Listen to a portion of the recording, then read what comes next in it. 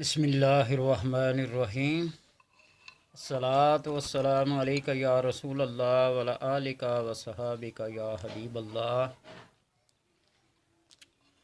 سورۃ اللقمان کے بعد سورہ حامیم سجدہ۔ سجدہ کے معنی ذبح کرنے کے ہیں، اس لیے نماز میں مقام سجدہ سے مراد شیطانی طاقتوں کو، شیطانی گردنوں کو، طاغوتی اور سرکشی قوتوں کو ذبح کرنے کا نام ہے سجدہ کرنا۔ اور مسجد کو مسجد اسی لیے کہتے ہیں کہ جہاں شیطانوں کی، سرکشانوں کی، طاغوتوں کی گردنیں کاٹی جاتی ہیں، ان کی شہرگیں کاٹی جاتی ہیں، تو اس لیے اس کو سجدہ کہتے ہیں۔ اور انہی وجوہات کی بنا پر اس سورت کا نام سجدہ رکھا گیا ہے۔ تنزیل الکتاب لا ریب فیہ من رب العالمین۔ اور اس سورت میں انسان کی پیدائش کا بہترین طریقے سے ذکر کیا گیا ہے،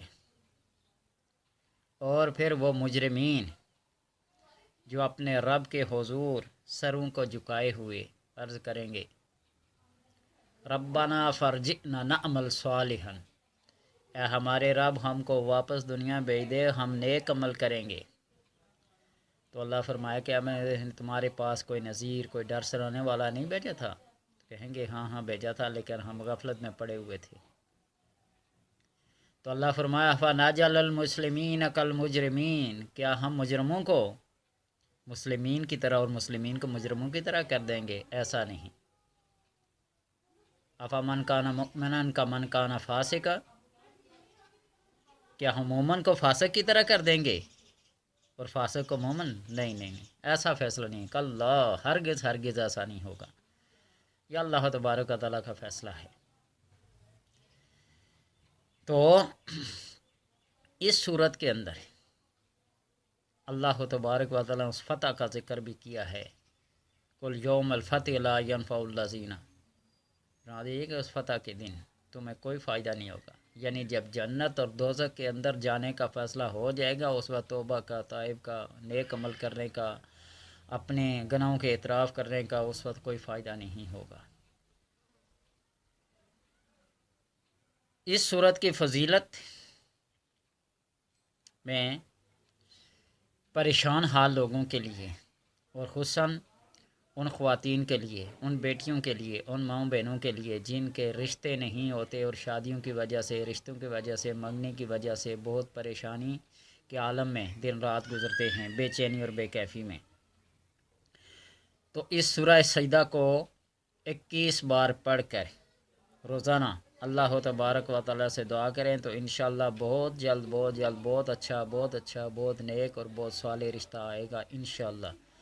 یہ اللہ کی کلام ہے، اس کو پڑھنے سے برکتیں حاصل ہوتی ہیں، رکاوٹیں دور ہوتی ہیں، شیطانی قوتوں کو مات دی جاتی ہے، اور ہر وہ بندش، رکاوٹ اور ہر وہ نحوست جس کی وجہ سے انسان کے نیک کام، ان کی حاجات، ان کی خواہشات رکی رہتی ہیں، اللہ تبارک و تعالیٰ اس کلام کی برکت کی وجہ سے ان کی نیک خواہشات کو پورا کرتا ہے اور تمام بندشیں اور رکاوٹیں دور ہو جاتی ہیں۔ بیماری سے شفا، ہر وہ بیماری، ہر وہ تکلیف جس نے پورے گھرانے کو، پورے خاندان کو، پورے معاشرے کو اپنی لپیٹ میں رکھا ہوا ہو، گھیر رکھا ہوا ہو، تو اس صورت کو عرق گلاب اور زعفران میں لکھ کر حل کر کے مریض کو پلائے تو انشاءاللہ تبارک و تعالیٰ اس کو شفائے کاملہ اور شفائے کلی حاصل ہوگی۔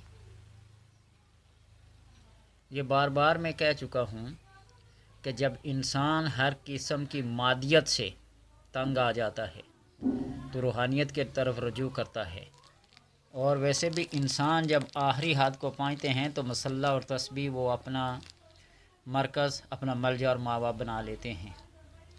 وہ مسائل جو زندگی بھر حل نہ ہوتے ہوں، تو پھر انسان کس کی طرف رجوع کرتا ہے؟ اللہ کے کلام کی طرف، سجدے کی طرف، تسبیح کی طرف، تحلیل کی طرف رجوع کرتا ہے۔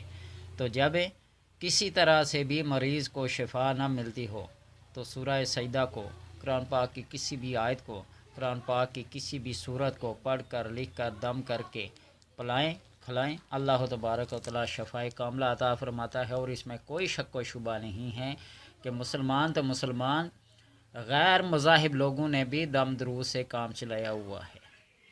غیر مذاہب کے لوگ، غیر مسلم، کرسچن کو دیکھیں، ہندوؤں کو دیکھیں، جس کو بھی دیکھیں، کلام کے اندر رب نے ایک تاثیر رکھی ہے۔